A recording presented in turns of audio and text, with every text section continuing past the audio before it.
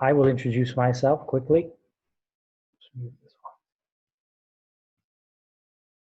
Okay, my name is Michael O'Neill. This is my first webinar, so please don't expect it to be the best thing you've ever seen. I volunteered, Tim asked for volunteers, and I thought I would do it because of the journey I've been on the last year or so. So I'm from Manchester. I now live in New York City. I coach at Gotchi in the academy. And when I first took over Gotchi, the team, I started off as the assistant. I did a lot of work connecting with the individuals. And so what happened was the kids would run through brick walls for me. And that season, I think we played 12 games up to that point when I took over. And we'd won one game. I think we'd scored maybe 6 or 7 goals. And most of the games we'd scored none in. Anyway, I took over the last 2 games of the season, and we won both of them. We won both 3-2. On one of them, we came back from behind, and the spirit amongst the players was amazing. So my first full season with the team, we were immense. We won the league. The next year was our under-17 year, and we started off and we sputtered a little bit. We weren't very, anyway, so I started thinking, what we missing from last year? And so I went on this discovery of culture. So I read this book. I'm sure you've all read. And that was saying culture is the key. So I reinvested in the culture. I would make sure everyone was on time. I would go to great lengths to ensure that our culture was right. And I was thinking, yeah, this is great. Our culture is great. Things picked up. Things were pretty good. What happened then is we were doing really well with 6 games to go. We needed 8 points to make playoffs. We picked up 4 points, and we missed playoffs by 4. So we picked up 4 points in our last 6 games. Because when it came to the crunch, we melted. Anyway, recently I've been reading this book. And what that says is you can create a culture. You can create a culture around being on time, working hard, but that is secondary. You need to go to the primary values first. And primary values means connecting with the individual, the people first.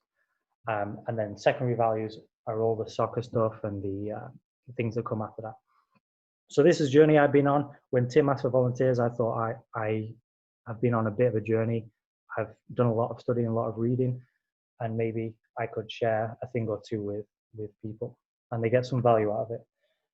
So why is connection so important? In 2012, Google launched a study into like almost a self-audit into themselves called Project Aristotle. And basically what they were looking for is they were looking to see what made a great team. So they had teams packed full of their primary talent. They had teams of the next level down talent. So and what they found was their B teams were outperforming their A teams. And so they were really interested to see why. What they found was there was no real thread to connect all the great teams. Some started on time, some started late, some started with right into business, some started with some orientation questions. Some had one person speak at a time, some had others cut people off and go on tangents and things. Some finished on time and they all disappeared right on the dot, and some stayed around and stayed socializing after. So there's no common thread. Anyway, so they were really, really puzzled about this. What they then did is they went deeper and started to record like the timings of people chatting, and still they couldn't find. Eventually, they did find what the key ingredient for a successful team was, and that was a thing called psychological safety. Basically, psychological safety is a trust between team members that you won't embarrass, reject, or punish each other. It's a climate that's characterized by interpersonal trust and mutual respect, where the people are entirely comfortable being themselves. And what that does is it creates a climate where creativity can flourish. So if we want this climate, we all want great results. Where do we start? We want the results, but obviously we all know we don't start there. Results come from teamwork. Teamwork comes from commitment. Commitment is built on trust. When the teammates trust each other, they will commit fully to the team. Trust is engendered from communication. So what makes a great coach? Here, I want you to use the chat function. Think of great coaches you've ever had, what made them special and memorable. Just type in the chat, just throw ideas of words out, buzzwords, whatever you want.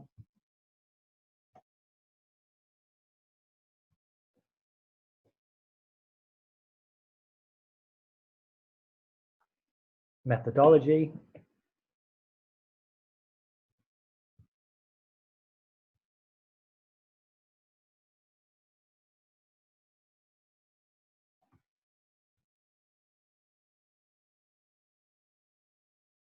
Okay, let's go on to, so someone actually did a study into this of the great coaches. You've never, Gavin, I'm sure you are a great coach. Okay, someone did a study and they made this word bubble. And that's what they found. Now, little competition time. Tim, let's put up $1,000 to the person who finds winning in there.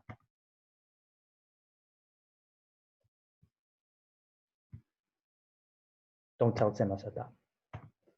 Okay, so we're all coaches, so we want to know if this translates to sport. So the University of Virginia tennis team hired a guy called Brian Bolland in 2001. In 12 seasons, he made one final appearance. They made one final appearance. They won their division a lot of times, but in the national championships, they made one final appearance. In 2013, they won their first championship and then went on to win 3 of the next 4. So clearly something changed. And when he was asked what changed, this is what he said. So clearly we can see that he's changed from the result, focusing on the result and recruiting the best players, to now focusing on the individual connections between each player. And the results are very stark. No championships in 12 seasons, 4 in 5. Okay, so there are a few of us in here. We are going to do a little connection exercise, which I like to do with my players. So if you've got a notepad, I want you to write the answers. Just take a minute, write the answers to this, and then I'm going to call on a few people. If you can raise your hand if you want to be involved. Otherwise, I'm going to cold call on some people. So take a minute and write your answers down.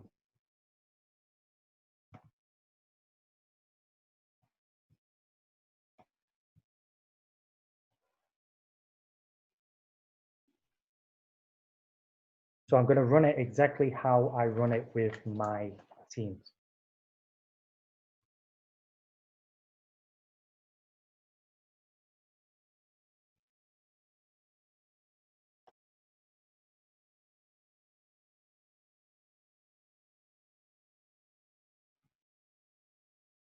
Okay, I'm going to pick on someone to share their answers. Let's go with Kelly. I'm going to unmute you. This is what I need. I need Rory. you write down all the answers when people give the answers to question 1. Tom Shields, you write down the answers for the people's question 2. Tommy, question 3. Paul, question 4. Kelly, question 5. Gavin, question 6. And David, question 7. So let's go. First up, and just put them in the chat. Put them all together in the chat. Kelly, I'm going to unmute you. You go first.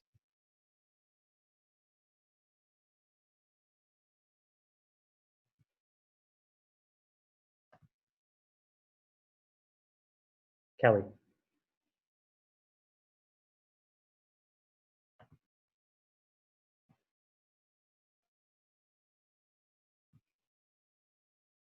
Okay, Kelly isn't there.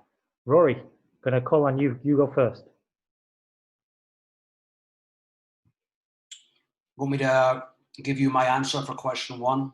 No, give all the answers. So you got 45 seconds. Everyone's gonna have 45 seconds to run through their answers, and then question for me at the end.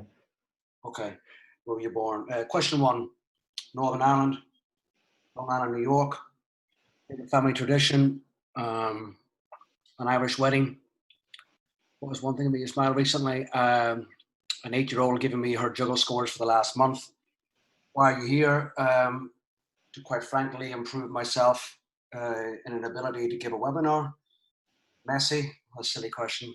I'm excited about for the upcoming season. Tactical periodization and the results of that on game day. And one question for you, how have you found the transition from assistant coach to head coach? The transition from assistant to head coach. I loved it because I've was never an assistant before then. So I was always used to doing everything. Probably the most difficult part was delegating to someone else, because again, being a head coach in kind of our environment, I never had an assistant. So I did everything. So that was one of the toughest bits, having an assistant standing around like a lemon, and trying to find good ways to use them. As a follow-up, what skill set did you change from an assistant coach position to a head coach role? So what skill set did I change within that group? Yeah. I suppose because I was used to being a head coach. So within that group, I did a lot more planning. So as an assistant, it was kind of given to me. And then as well as that, I developed, I didn't flip the switch. I developed an ability to collaborate with him in developing sessions, and ways to split the group. Maybe we take half of it, or to find roles for each other within the group. So there are a couple of things I developed there. Let's go someone I kind of half know. Let's go Tom Shields. Let's have your answers for Tom.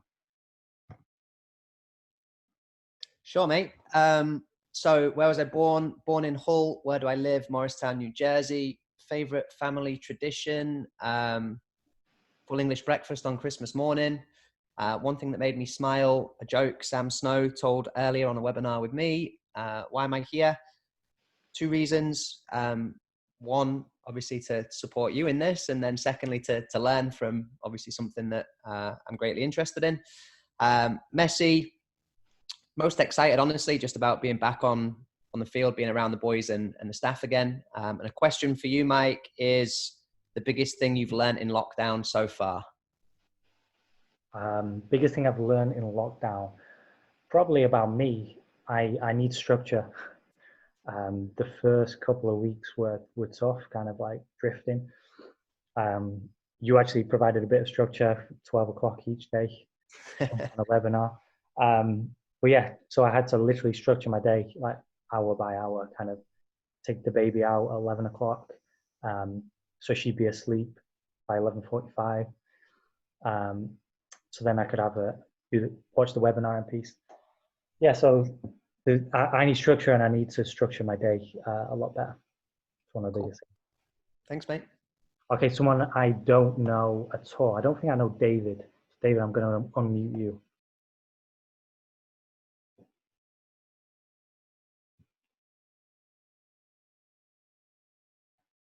See a lot of people on their iPhones, so maybe kind of doing something else.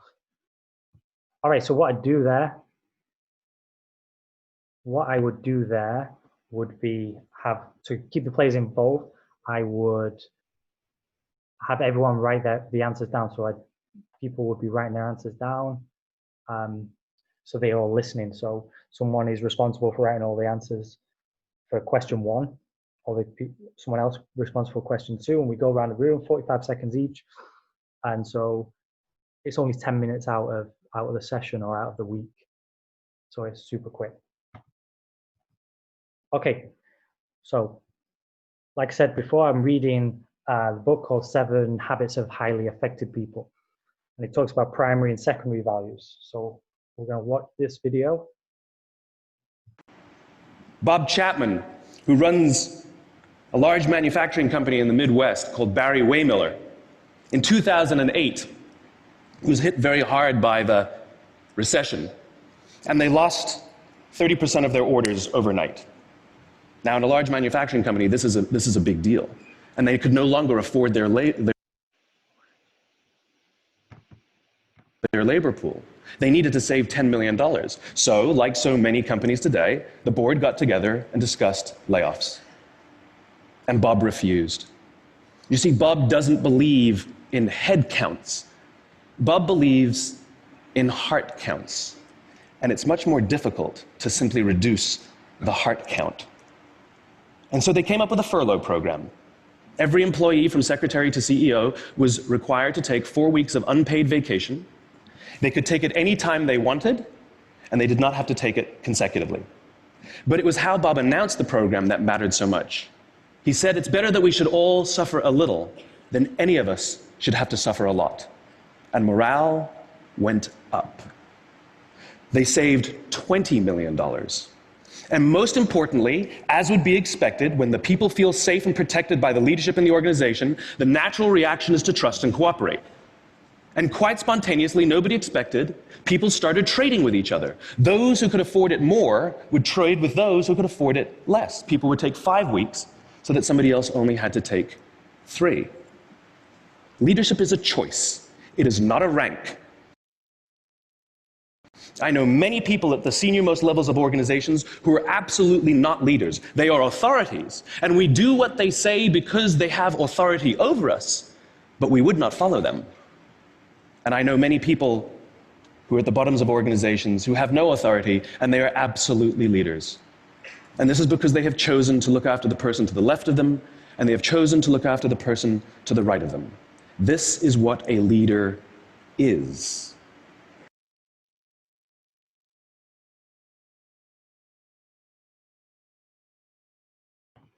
So forgive me if there was a lag on the video. Hopefully there was no lag on the audio.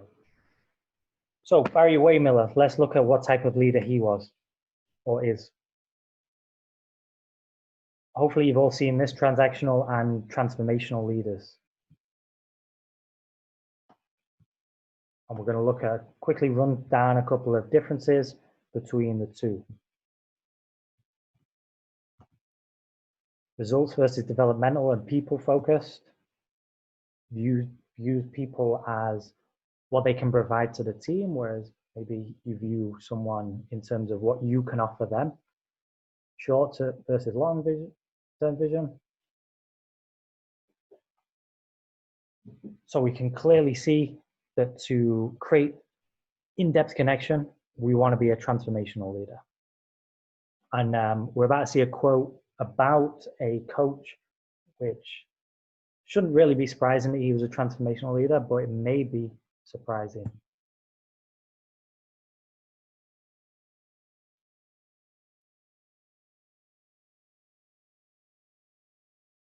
So that is Frank Lampard on Mourinho. And I have a theory that Mourinho, although he started as a transformational leader, he has moved towards a transactional leader, kind of buying into his own press a little bit. And he considers himself actually the great one. Whereas I think before maybe he was a little bit more humble, even though he was saying things in the press, and he was prepared to do the work together to know the players. So maybe that's why he's now struggling for results. People call him the dinosaur, but maybe it's more fundamental than that. That's the difference between getting to know the players and wanting results. So how do we become a transformational coach? Little thought experiment again. If you can take to the chat, what I want you to do is imagine your first session this fall with a brand new team. Just throw some ideas out about what your session will look like what type of things you'll do, what type of things you find important to do straight away.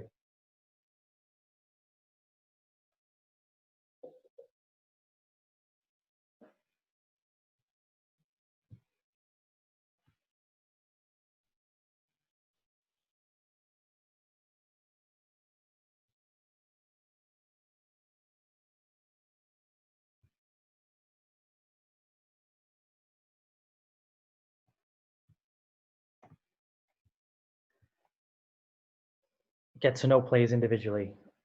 Observe what they may need working on. Allow the players to play a game.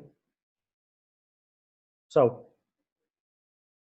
I find a lot of coaches come at this high energy. Okay, I like it. I find a lot of coaches come at this kind of thought experiment, well, it's not thought, the practicality of this from a very soccer standpoint. We're going to do 1v1s. My focus is going to be on 1v1.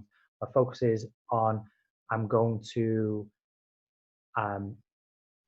do game. We're going to get in a game straight away.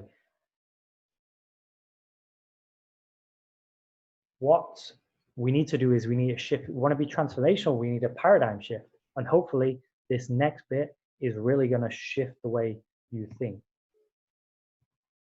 So now I want you to imagine a slightly the same scenario, but with a different priority.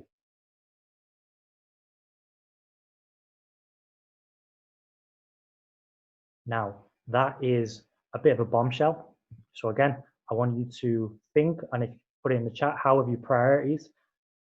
And from your priorities and what you're now, your primary focus, how have your actions within that session changed?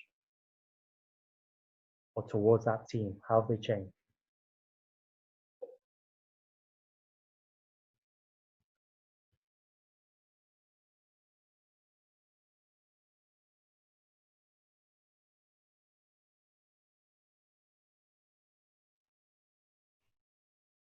And hopefully the answer is you are now going to get to know them all on a super individual level and let them know that they are special to your team, to you, no matter what their ability is, they are an integral part of your team.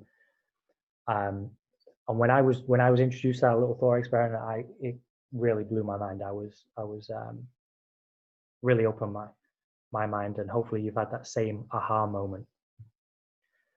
So how do we do it? How do we get moving with that? So this is a thing I've stolen from teachers. I think it was Reed Maltby who put this up. The first 5 minutes. Use the first 5 minutes, and all my kids arrive 15 minutes early because we get in games. We get 3v3, 4v4. We're straight into games. So they all turn off 15 minutes early, and just check in with them. Engage them as people. What did you learn at school? All that good stuff. Casual conversation with my older kids. They love basketball and football. So in the fall, we talk about Aaron Rodgers' latest Hail Mary. And in the spring, we talk about LeBron's latest buzzer beater. Just a little casual conversation if they're being on vacation, whatever it is. Learn about their family. I find that's huge. Even just something as simple as if they have another sibling in sport. Just learning this type of thing, because if they're late or they're not turning up as early as the other kids, I found that often it's because their parents are running back from work, picking up one kid, taking them somewhere, and going here, there, and everywhere. So definitely learning about their family is huge. And then just casually checking it. Why is this important? To understand why this is important, there's a great story about a study into doctors and why some were sued and others weren't. And what they found was the doctors who were not sued, it didn't matter how negligent they were and how bad of a doctor or how good of a doctor, it was to do with how much the patient liked the doctor. And taking that a step further, they found that a patient liked the doctor just based on how much they communicated, how much they talked. So these are the big findings. They'd ask them about their day. They'd make sure they knew what was expected, so what to expect, laughter and humor. And I hope you see the crossovers from that study to coaching, huge crossovers to how we act as coaches. Okay, another little connection thing I like to use, and I write this down so all the players know. Pick one word that will help to drive you to be on next for the next season. So again, in the chat, if you just throw words out, throw a word. If you think about it for 30 seconds, throw a word that is going to encapsulate your upcoming season.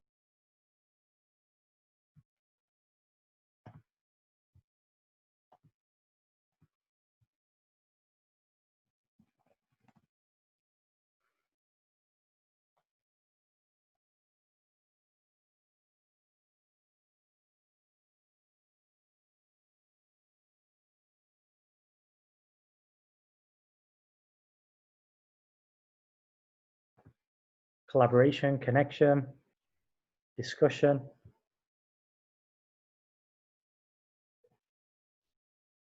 I'm going to unmute you, Gab, because I want to know, Gab, what do you mean by discussion? I feel like, particularly the way, my master's in the last year has gone, talking with two other coaches that are on the course has really kind of helped understanding, develop ideas. It's like you start with an idea and then you have that conversation and that idea begins to kind of expand, and then it turns into something different, but something a little bit more worthwhile. And I think that's, someone said collaboration, connection, and, and I've said discussion. I think it's all based around those kind of three things. It's like a meeting of the minds that kind of develop ideas, I think. Love that. Yeah, definitely. And obviously, the pyramid that I shared at the start, discussion obviously is communication, and communication leads to good things. But obviously, discussion can obviously make you think as well. So I love that. Paul, you said belief. You want to expand on that? Yeah, let me. How you can hear me? Yeah. Yeah, just well, not just self-confidence in yourself, but in your players. If everyone's on board, if you want your players to believe it, then you've got to believe it. You can't just take something from, say, a book or from YouTube. It's got to be something that you truly believe in, so the kids will believe it. Is that something you're good with, or something that you need work on? I would definitely say that's definitely a word I have more belief in myself, and then if my players don't have belief, then it can sometimes I could narrow that down to be because I've not maybe fully exerted what I'm trying to get across. Maybe in the past, because I didn't fully believe myself that it was either going to work, or are these kids, you might have 1,000 things going through your head. But if you can streamline things, stay on task, and just know that what you are doing is the right thing, and if you believe that, then the kids are going to believe, or you would like to think that the kids would believe you, and then you're going to see success on the field. Yeah, Perfect. Thanks for sharing. Okay. The next thing is something we probably don't really think about that much when we think of connection, but as we're going to see from these examples, it can be huge.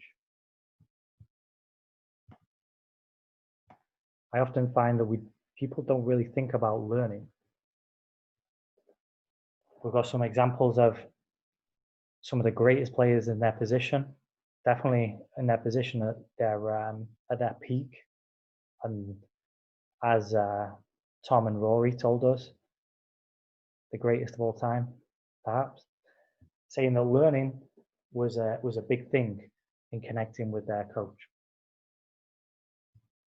So learning, obviously we've got the nuts and bolts of the game, like 1v1 and defending and finishing and all that stuff, but I'm just going to share a few things that I do that help me connect with players off the field, but still teaching them things and learning. So the first one is I give them this growth mindset survey. So this is a kid who joined my team in December. And so this is the first time he did this. They don't see the score, and they don't see their score when they fill this in. Otherwise, they probably might choose the top rated one. Anyway, we talk about it. We talk about it, any outliers or where they're doing well. So this boy obviously thinks you can greatly change your ability with your effort. And he does work very hard. But then he said he enjoys soccer most when he makes no errors. So we had a conversation about that. And I said, well, did you enjoy this game? And I knew he did because he came off I subbed him off. It was a showcase, I subbed him off and he came off the field. And he said, oh, that was a great game. I love that game. So I showed him the video. I said, watch this bit of the video, watch this bit of the video. And it's all when he's made mistakes. I said, so how come you enjoyed this game, but you've made all these errors? Not to kind of burst his bubble, but and he kind of like came to the realization, oh yeah, I do enjoy soccer when I make mistakes. It's being perfect isn't a barrier to enjoying it. So yeah, this is definitely, so basically this just opens streams of communication. And the great thing about it is I find out a bit about him. And then we do the grit scale. So again, they don't see the scale, they don't see the numbers. I put that in after to show them how they score. And again, we have a conversation. Why do new projects distract you from previous ones?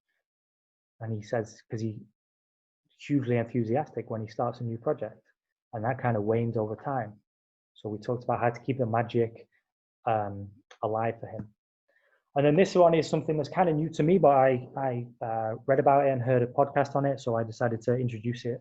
And this is really good. This is the E colors, and each color represents a different type of character, different type of personality.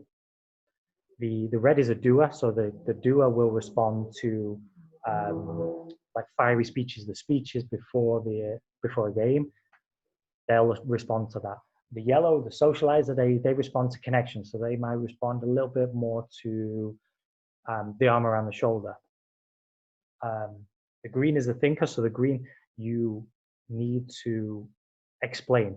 The green will work and do his or her best when you say, okay, do this, because they need a reason why you're asking them to overlap, why you're asking them to play out of the back. And when they understand it, they internalize it and they do better. So yeah, this is really interesting. You can read more about it. I'll put out a podcast, a link to a podcast about it. And so what this does, obviously, creates great lines of communication, which, as we know from from the pyramid, is the foundation of results, which is where we want to get to. Long-term vision, development, individual consideration, using the environment as a motivator,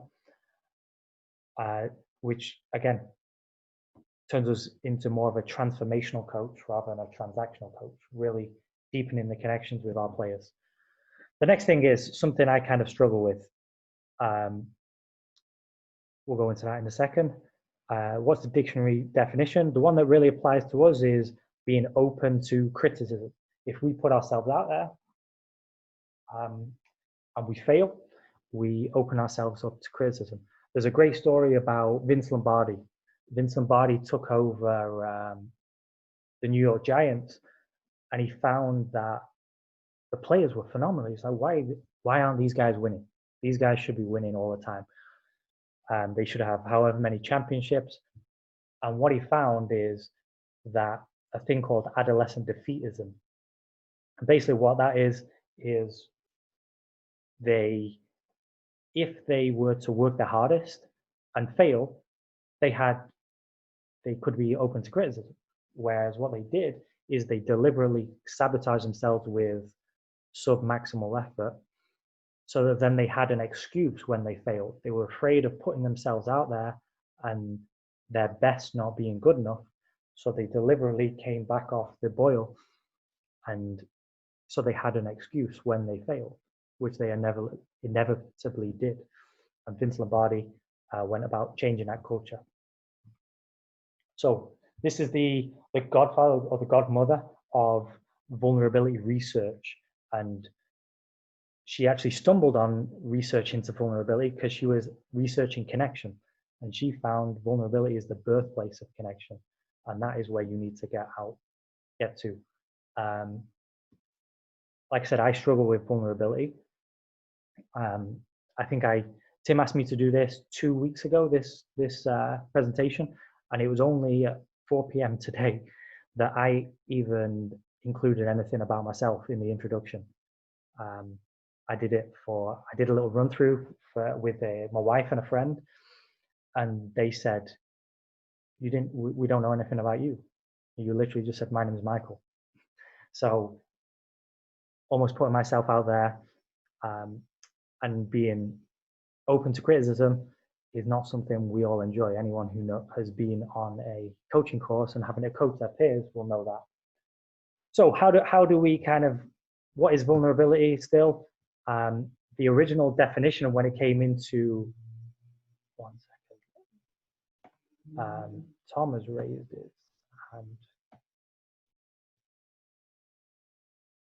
Tom, I'm going to unmute you. Yeah, thanks, mate. Just curious, and obviously I'm not quite sure where you're going with the rest of this bit. But just to add to what you're saying, I had a very interesting experience on my A license. Sat with a bunch of lads, probably early 30s to late 30s, early 40s, just around not just the ability to take criticism, but the challenges that we face as career coaches, as professional coaches, with balancing, work, personal life, work, all of the challenges of logistically juggling our job. But people typically not wanting to speak about it, even if, everybody alongside you is dealing with the same challenges. So I just think that especially for us in a male dominated, environment, especially when we come out of changing rooms, those of us that maybe aren't from the US, where a culture of, speaking might be met with, you're soft, or you're struggling, man up, things like that. I think it's a really important part that we all have to take responsibility of doing a better job of. I know Rory was on the call a little bit earlier. I don't think he is anymore. But even at the start of lockdown, me and him had a long conversation about just the challenges that, that this new normal is presenting. So I think what you're doing here, Mike, is brilliant. Just in terms of trying to facilitate perhaps a culture of people that, you can own what you're going through, the difficulties that you're going through together, and being prepared to, to share it. And, maybe there's advice, guidance, ideas that can just kind of make things that little bit easier, but being prepared to kind of hold your hand up and say, actually, this sucks right now. It's a bit of a struggle. I just think we can all do a much better job of. So. I appreciate that, because it actually just triggered a thought I've had. So I was on a license And my B license, I was on it with Kelly, and our instructor was phenomenal about creating the connection between us all. And he was very good about saying, okay, you want to be a great coach. You want to be a great coach. You need to take this criticism. You need to take, you need to stand up in front of everyone. Everyone's eyes on you, and have everyone give honest feedback, because that's what you want. Even though it hurts, that's what you want. And anyway, I'm now on an A license, and it's a senior A license, and all my group, one of them's won a national championship in Division 1, NSC, college championship, and the rest are pro coaches, USL or MLS. And genuinely serious, the B license was a better learning experience. The A license with all the pro coaches, I feel like there's no connection being created. So they're all very wary about being criticized, so they don't critique anyone else. They're very guarded, and everything's great. Yeah, that was great. That was great. That was great. Thanks. Yeah, that was great. It's very superficial, because there's no vulnerability there. Kind of, like you said, alpha male guys, a lot of English people who've come out of playing. So yeah, I agree. So like the challenge is, listen, I'm not great at doing this. Nobody stood up in that A license and said, I'm not great at doing this. Can you help me? Can you give me honest feedback? And if someone does even say that, the other people would just say, no, that was great. Don't worry about that. That was great. It's a very surreal atmosphere to be in. So yeah, thanks for that, Tom. Yeah, train of thought. All right. Yeah, so love and courage. So courage, when courage came into the English language, it literally means, if you know your French or your Italian, core means your heart. So we often talk about, we often think courage is kind of running into a burning building. Kind of that's a physical courage. But what it actually came into the English language as was moral courage, the ability to live through your heart and just be yourself, basically. Whatever your desires are, just be yourself.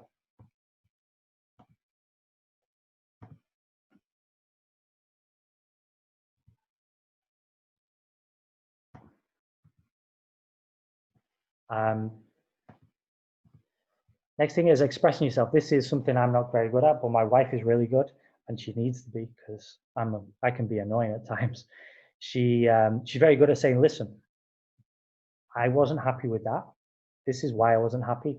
This is what I need from you. And in terms of growing and getting better, that's helped me get better as a person and a husband. So that's great. Definitely express yourself, accepting your limitations. Anyone who knows Alex Ferguson knows that we'll have heard stories about how he delegated a ton. Obviously, he was 60 and 70, in his 60s and 70s when he was achieving all the success, so you wouldn't expect him running around the field like a Guardiola character. So he was very good at saying, I can't do this. I'm going to delegate to someone who is better. I'm going to find someone who's better than me. And obviously success flowed from that. And then asking for help. I see a lot of coaches run a session where it's this player runs to that cone, that player runs to that cone. You pass here, but run over there. And the kids don't get it. And the blame is transferred to the kids. And I've done that in the past. I've started a new session. I've come up with a great session, and the kids just haven't got it. So I'm thinking, oh, maybe there's something to it.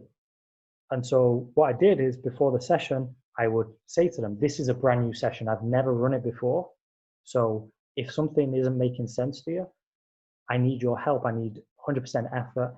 I need concentration, because it's not clear in my head just yet. And what I found is the kids re-engaged.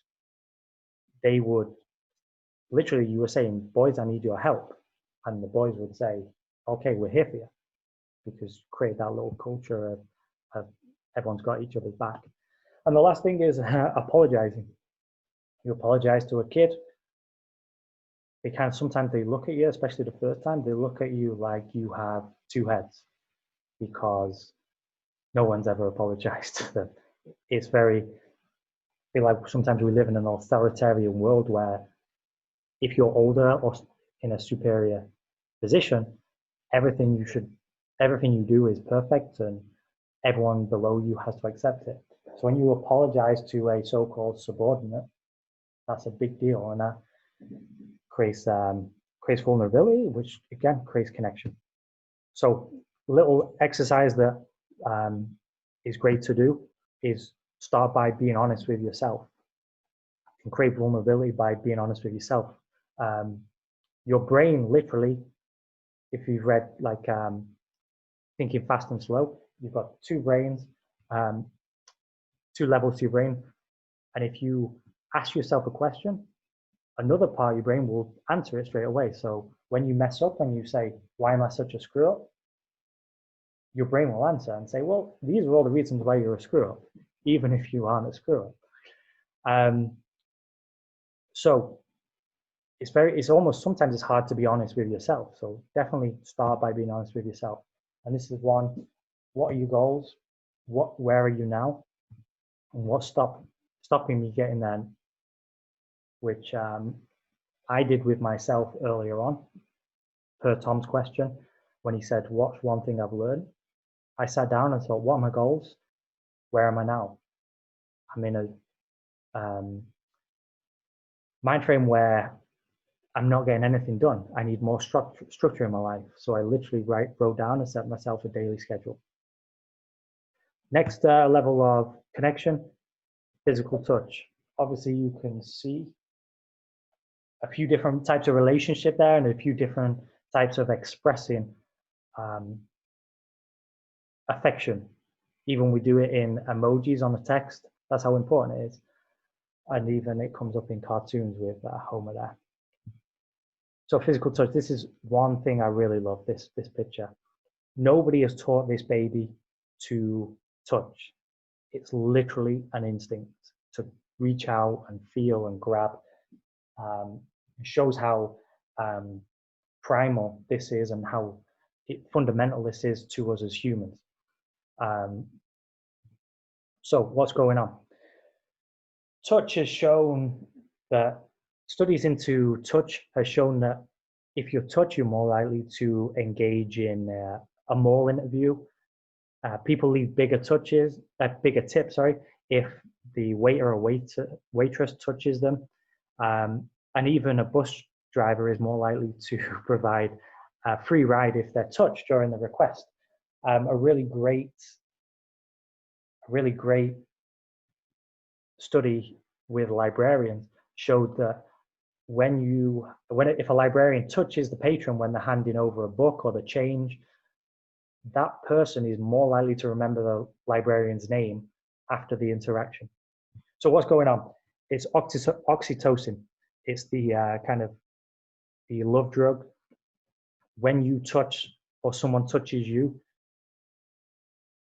oxytocin is released. And studies again have shown people are more cooperative, they're more generous, relaxed, and they have greater loyalty and connection with the group.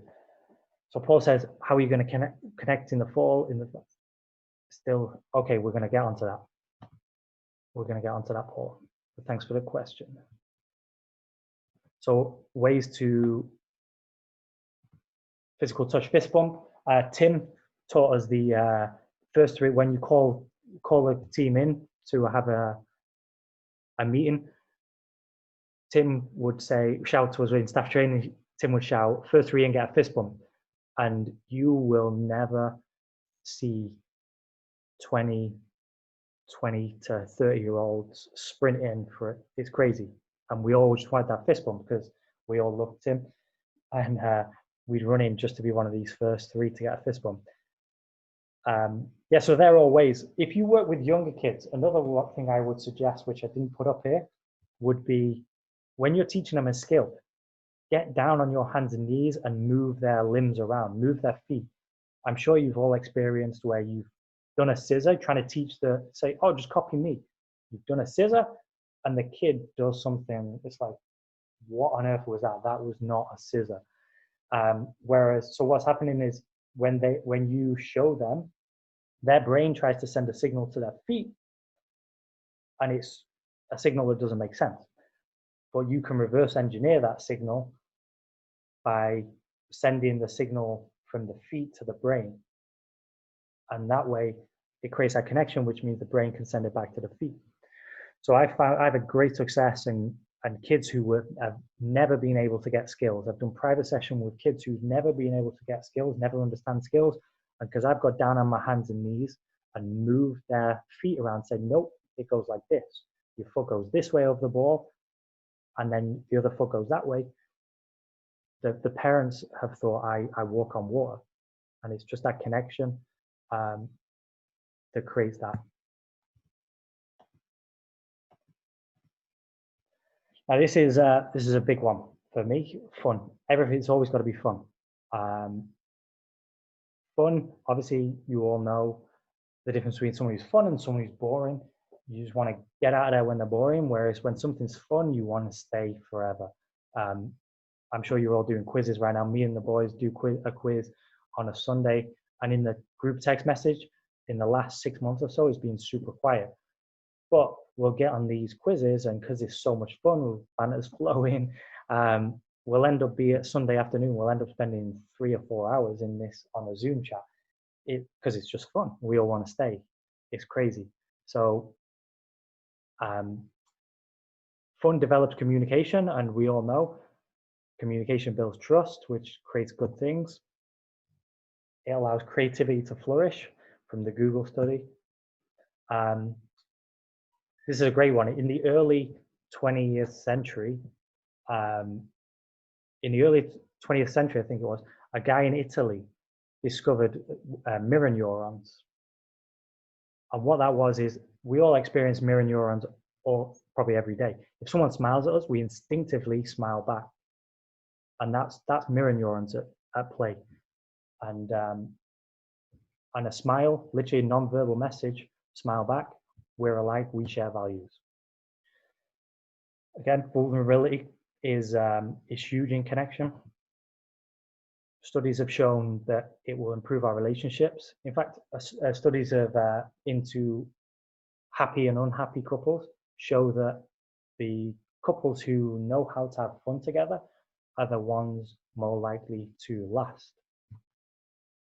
And again, develop strong bonds. Developing strong bonds have been linked to improved performance and productivity. Anyway, so let's get to work. So Paul, this is to your question. There's a couple of things we can do right now. Zoom chats, video analysis. Again, if you do this well, you can really dive into why people are thinking. Also, the FaceTime is good to see everyone. Tactical pad. I use Tactical Pad as well, where I freeze frame clips, and I ask the boys, what do they see? What would they do? What's the best decision? So again, we're constant communication, and I find out what they're thinking, and dive in deeper into that, which communication builds trust, commitment, and all that good stuff. Quizzes. I'm sure you've all done a quiz for your team, or you've been on it with your friends or family. With my kids, with the little kids, I find that this is the bit they enjoy the most. GroupMe's good. Again, I get them to like which one they prefer, and we dive into it. We have some great conversations about this. A book club. So my favorite band is a band called the Stone Roses, and I listen to it on Spotify, YouTube, and I love that. But when I hear a Stone Roses song come on the radio, I literally get goosebumps, because I know that somewhere else, someone is sharing that experience of listening to the Stone Roses with me, and that is and that it's just special. So doing a book club, I've never actually done a book club, but I've heard on podcasts people do a book club, and they're really successful with it, and it really creates great conversations, and again, they're learning together. Then one of the last thing is they engage the parents. Really engage the parents. Seeing people do Instagram live workout sessions, which have been successful. I send WhatsApp message just checking in with the parents. How are they doing? How are you doing? And I find the parents really appreciate that. Conversation always ends with a thank you, thanks for checking in. This list is not exhaustive. Obviously, we can have parent meetings where you explain your philosophy. And again, that creates that vulnerability because you're putting your thoughts out there, you're opening yourself up to criticism. But at the same time, if people agree and they find logic and rationale with what you're saying, it can create great connection with them. And that's really important with if you think of the player development as a triangle, coach, player, and parents, there's nothing worse than you telling a kid to dribble or to play out of the back and the parents in the car telling them kick it and pass it. So that will I've had it with a couple of players, and that literally decimates connection because they're always going to side with the parents, or they're just going to be confused and stay right in the middle. And development never happens after that. Obviously, when we get back to being outdoors and being able to get together with our teams, pizza parties, laser quest paintballing, go-karting, they're all things that are super fun. And as we know, fun is huge for connection. I just want to leave you with this video, short little video. We know why kids don't learn. It's either poverty, low attendance, negative peer influences. We know why. But one of the things that we never discuss, or we rarely discuss, is the value and importance of human connection. Relationships.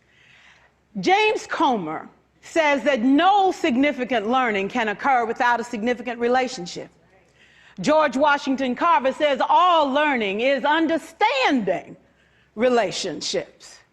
Everyone in this room has been affected by a teacher or an adult.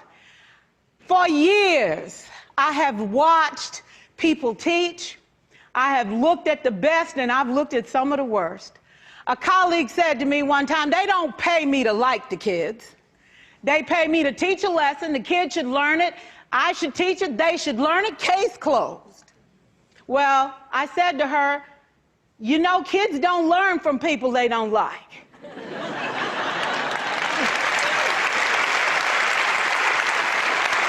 Can we stand to have more relationships? Absolutely. Will you like all your children? Of course not. And you know your toughest kids are never absent. Never.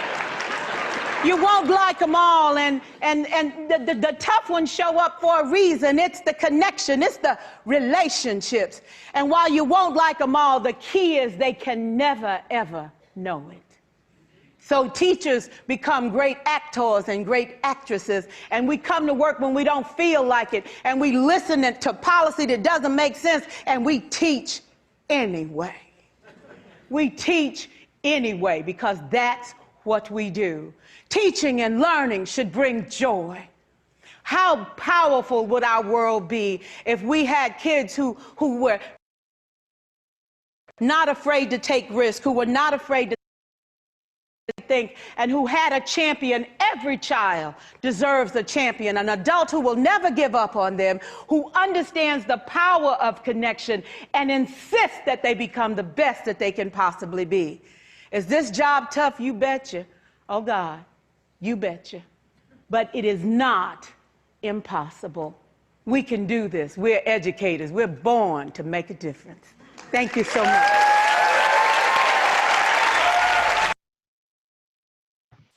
I absolutely love that TED Talk. It's about 9 minutes. Find it on YouTube. Every kid needs a champion. Every now and then I watch that TED Talk for a little bit of inspiration.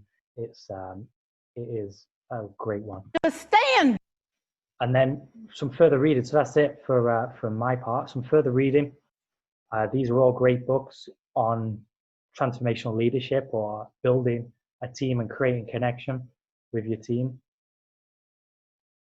And then these are some podcasts. Coaching culture, I find, is a really, really undervalued and underused resource. Everyone knows, obviously, Dan Abrahams, Modern Soccer Coach. but these guys, JP Nervan and Nate Sanderson, they try and limit everything to 30 minutes or less. They are phenomenal. Their podcasts are really, really good. And then last, if you have a QR scanner, you can scan.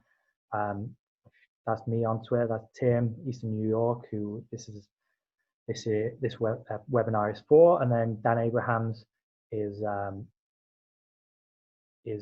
really good about the psychosocial side of it.